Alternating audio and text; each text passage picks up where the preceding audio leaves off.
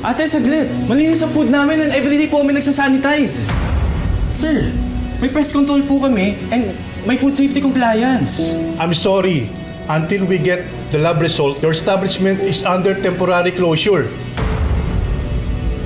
Excuse me, sir. Alam mo ba kung gaano kalaking perwisyo to sa commercial space ko? Mahihirapan na akong perentahan to sa iba. Renta sa iba? Teka lang naman, Mr. Rosales. Paano naman kami mga umaasa dito sa cafe? Papaalisin niyo lang po kami ng ganun? Wala akong pakialam. Effective today, terminated na ang lease contract mo. Wait lang. Sir!